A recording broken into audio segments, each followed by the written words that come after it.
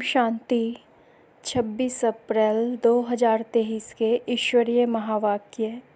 बाबा ने कहा, मीठे बच्चे, तुम्हारा कर्तव्य है अविनाशी ज्ञान रत्नों की कमाई करना और कराना।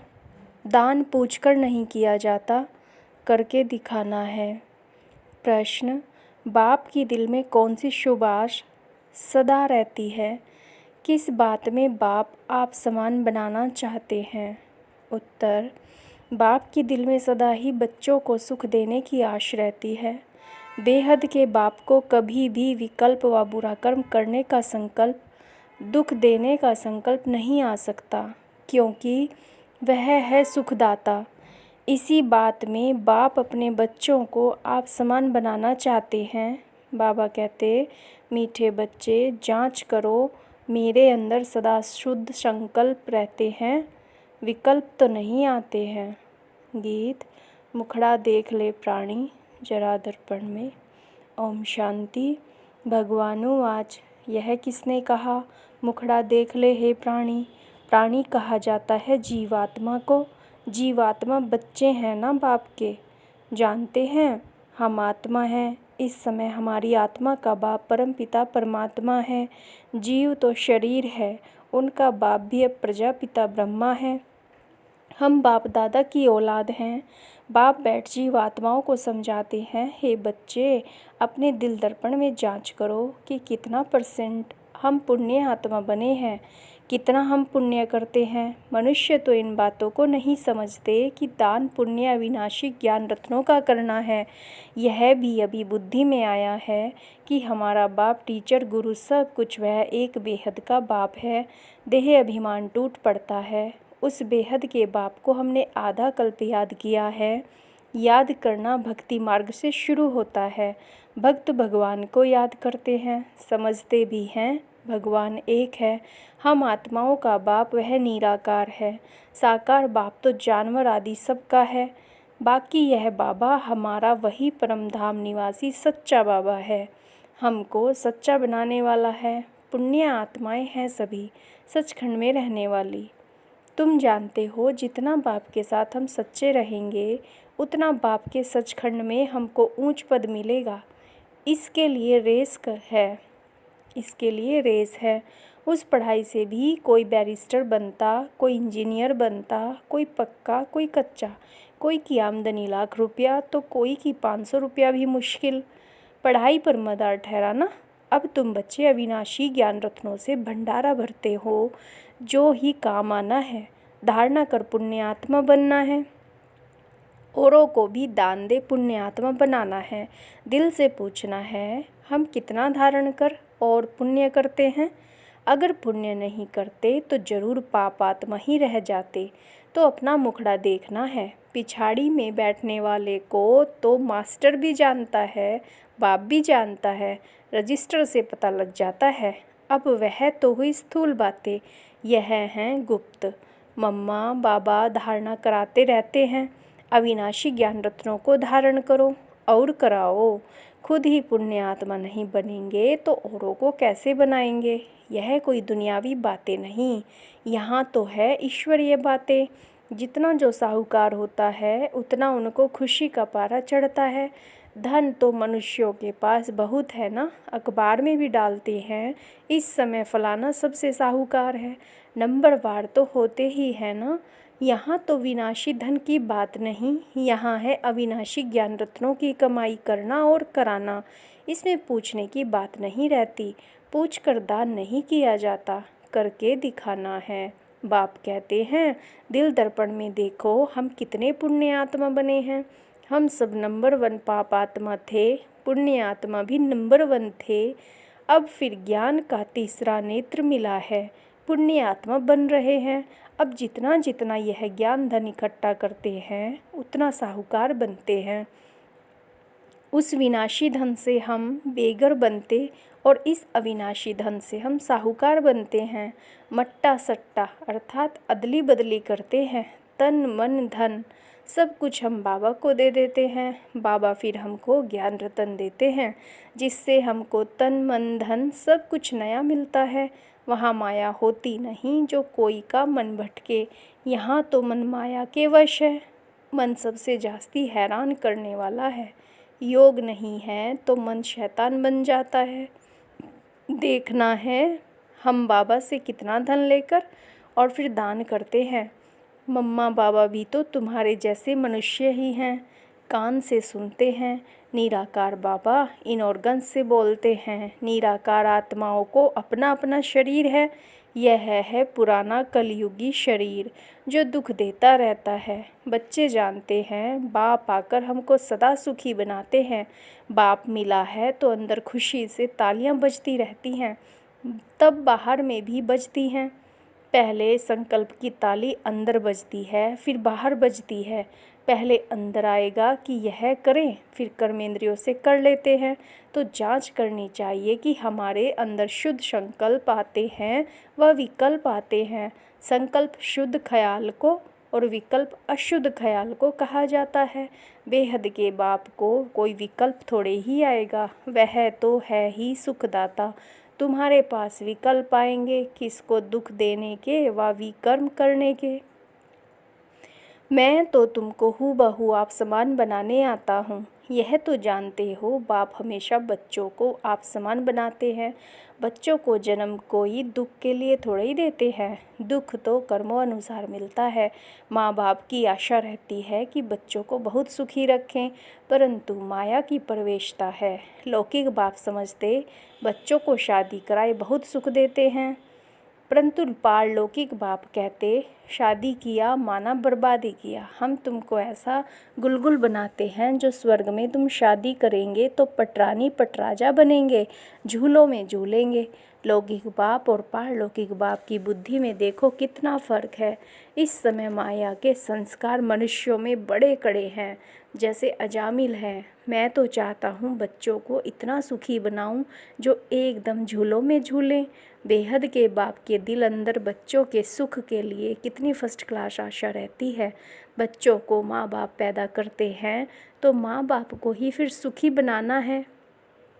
बेहद का बाप भी चाहते हैं बच्चे सुखी बने, परंतु लौकिक और पारलौकिक बाप की बुद्धि में बहुत फ़र्क है। बेहद का बाप कहते हैं एक मुझ साथ बुद्धि का योग जोड़ो, और सब लौकिक माँ बाप मित्र संबंधी आदि जो भी हैं उन सब से बुद्धि का योग तोड़ना है। मैं तुम्हारा सब कुछ हूँ।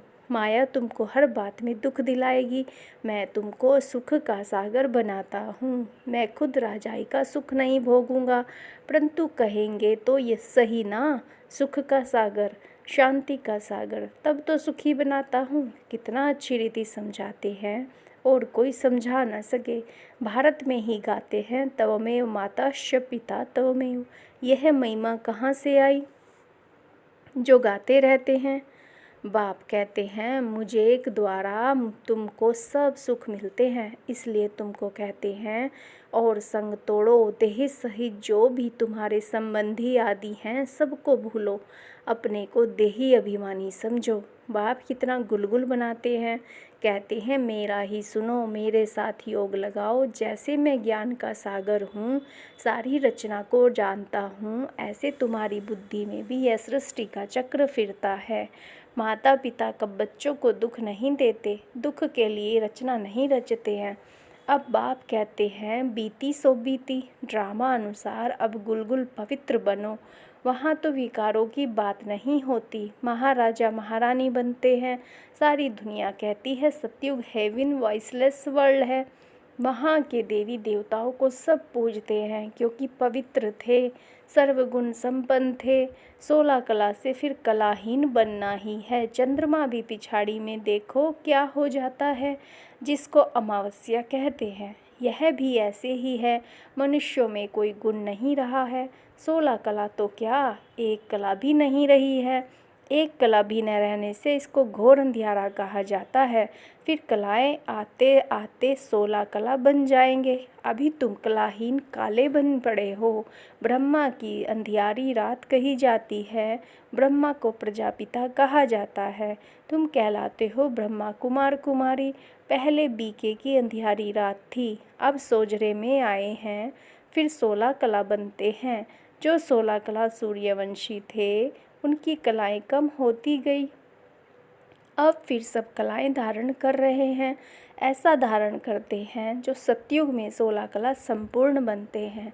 जैसे राजा रानी 16 कला संपूर्ण, वैसे ही लक्की स्टार्स। यथा राजा रानी तथा प्रजा नंबरवार तो होते ही हैं। अभी तो राजाएं रंक बन गए हैं और रंक से फिर राजा बनेंगे। अब बाप कहते हैं इन सब को भूल अशरीरी बन जाओ। अपने को देही समझ मित्र संबंधी आदि सबको भूलो। अब तुम सब कुछ बलि चढ़ते हो। हम तुमको अविनाशी ज्ञान रतन देते हैं। एक एक रतन की वैल्यू कोई कर नहीं सकते। बाबा रूप बसंत की कहानी सुनाते हैं। जिनके मुख से रतन निकलते थे, बाकी तो सब भक्ति मार्ग के शास्त्र बना दिए हैं। सदगति करने वाला एक ही बाप है जो ज्ञान से तुम्हारी सदगति करते हैं। इसको ज्ञान अमृत भी कहा जाता है।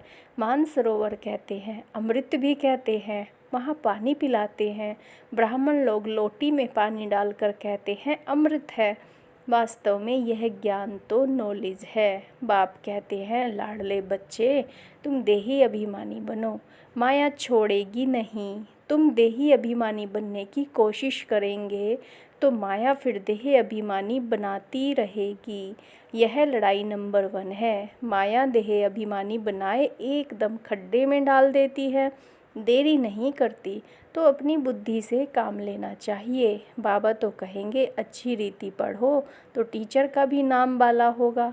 बाप है इजाफा देने वाला। अच्छी रीति पढ़ने वालों को और पढ़ाने वाले को इजाफा मिलता है, वाहवाह निकलती है। पद भी ऊंच पाना है तो पहले पहले अपने दर्पण में देखो, हमारा बाप के साथ लव है। कितना मैं देही अभिमानी हूँ, कितना मैं रात दिन पुरुषार्थ करता हूँ। देह अभिमान आने से यात्रा में खड़े हो जाते हैं।